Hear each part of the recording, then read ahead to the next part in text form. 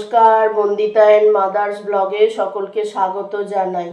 এই যে চা নিয়ে বসে পড়েছি, আর এই আমার একটু দেরি হয়ে যাচ্ছে। রোজ এক্সারসাইজ করে তারপর উঠছি, তাহলে কোমর ব্যথাটা কমবে, না হলে কমবে না। গতবারে হয়েছিল যখন এক্সারসাইজ করেই কমেছে।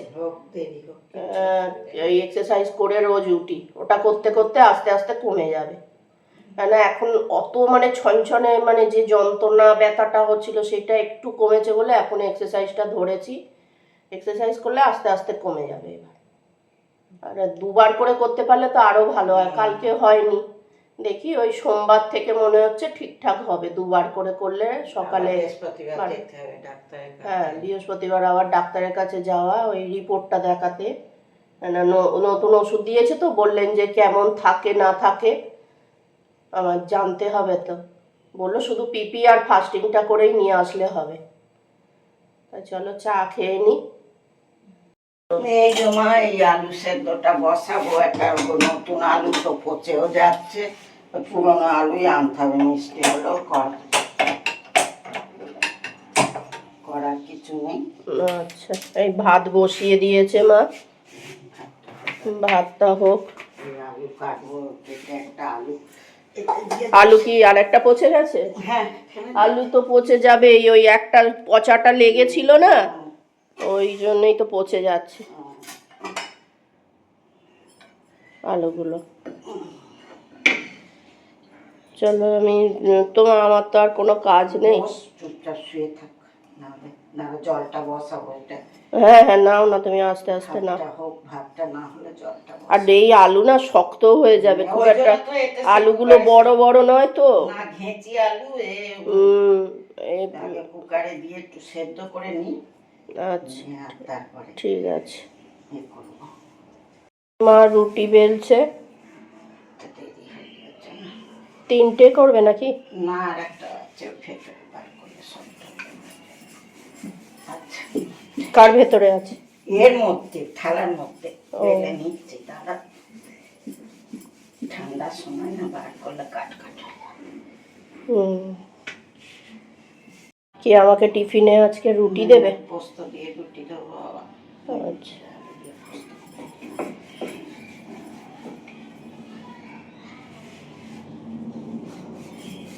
চলো। রান্না হয়েছে ভাত, আর হচ্ছে ডিমের ডালনা হয়েছে, আলু কড়াইশুঁটি ধনে পাতা দিয়ে, আর পুঁই মিটুলি আলু পোস্ত হয়েছে। এখানে উচ্ছে সেদ্ধ, আর এখানে শসা রয়েছে। এই আজকে আমাদের মেনু। আবার গড়িয়ায় যাব, মোড়ে মার ওষুধ নিয়ে আসতে যাব। প্রেসক্রিপশন নিয়ে নিয়েছে? এই আমি ফিরলাম। এই যে ঠাকুরের ফুল কিনে আনলাম, মার ওষুধ কিনতে গিয়ে অনেক কিছুই কেনা হয়েছে। আর একটু এই মোয়া টোয়া কিনে আনলাম, ঠাকুরকে কাল দেয়া হবে। মা বলল নতুন গুড়ের জিনিস দেয়া হবে না, তাই। চা বসিয়েছো? আচ্ছা, এই সবে ফিরলাম, ফিরে আর এই চা বসিয়েছে। আর চা খিদে পেয়েছে। আর একটা জিনিস দেখাই, এই যে গোপুর জন্য পঞ্চু কিনেছি, সবাই বলবে কিন্তু কেমন হয়েছে। গোপুর জন্য পঞ্চু কিনে আনলাম, আমার গোপু সোনা। এই যে গোপু সোনা বসে আছে। আমার পছন্দ হয়েছে পঞ্চু কিনেছি, তোমার পছন্দ হয়েছে? চা করে এনেছে, চা করে আনলো। আর এই আমি চুরমুর কিনে এনেছি, অনেকদিন খাইনি, আর বসেছে দেখি নিয়ে এলাম। ও ছোটর পটে হেভি মাকে চুরমুরটা, দারুণ মাকে। চলো খাই। আর এখানে চপ আর বেগুনি আনা হয়েছে। ওইখানে সেদিন সোমবার দিন ভাত দিল, মেয়ে বললো ও মা কাল তোমার টেস্ট, আর তুমি আজকে চপ খাবে, বরঞ্চ পরে খাবে। ওই জন্য আজকে আসার সময় চপ আর বেগুনিটা নিয়ে এলো। ও চপ খাবে আর আমি বেগুনি খাবো। দেখি খাই কি। আজকে ডিম দিয়ে ভাত দিয়েছি, আর তরকারিটা মা আজকে যা করেছে দারুণ টেস্ট হয়েছে। ওই যদি না খাস ওদের দিয়ে দিই, ওরা দুজনে এসছে। ওই যে দুজনে এসছে, ওদের দুজনকে দিয়ে দিই। তুই না খাস ছেড়ে দে, খাবার ইচ্ছে নেই। খাচ্ছে, খাবে না মানে। খাবে না বলে এ করছিল, মুখ তুলে তুলে নিয়েছে। আর ওরা দুজন বসে আছে না, পায়ের মানে কি বলতো কালো মতো কি বেলা খেতে দিয়েছে কি লাগিয়েছে, কানে আর মুখে কালো ছাই ভর্তি, লাগিয়ে মাখিয়ে হ্যাঁ মেখে মেখে করে আসতে আমি শীতকাল তোকে সাবান মাখিয়ে চার শ্যাম্পু মাখিয়ে চান করাবো মাখিয়েছে কি করে? ওই জানে। গেলে ভূত হয়ে ছাইটাই করে পোড়াই, ঝাঁট দিয়ে ফেলে দিতে পারে না এখানটা। ওরা তো আরো জমিদার, ওরা কেয়ারটেকার নয় তো, ওরা আরো জমিদার। এই মা আর আমি হাঁটতে হাঁটতে সেই গড়িয়া গেছি, আবার গড়িয়া থেকে হেঁটে হেঁটে এসেছি, কেননা ডাক্তার হাঁটতে বলেছে, ওই জন্যে মাকে হাঁটতে হাঁটতে নিয়ে গেছি। হেঁটে যাওয়া আসা গড়িয়াতে কোনো ব্যাপার নয়, কিন্তু ওই একটাই এখন যেহেতু আমার কোমরটা ব্যথা, তো ওই জন্য একটু কষ্ট হয়। তাও মাকে বলিনি কোমরটা ব্যথা হয়েছে, হেঁটে যাওয়া হেঁটে আসা। আর হচ্ছে যে গেছিলাম যখন, আমি দেখলাম গড়িয়া মোড়ে না খুব সুন্দর সুন্দর ফুলের মালা পাওয়া যায়।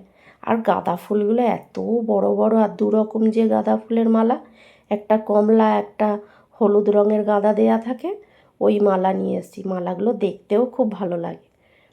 আর শীতের সময় গাঁদা ফুলগুলো কি বড় বড় হয় না, আমার খুব ভালো লাগে। আমি বাড়িতে থাকলে 3 রকম গাঁদা ফুলের মালাই নিয়ে আসতাম। একটা কমলা ছিল, একটা হলুদ কমলা মেশানো, আর একটা হলুদ। ওই মালাগুলো একসঙ্গে নিয়ে এলে ঠাকুরকে পরালেও দেখতে ভালো লাগে।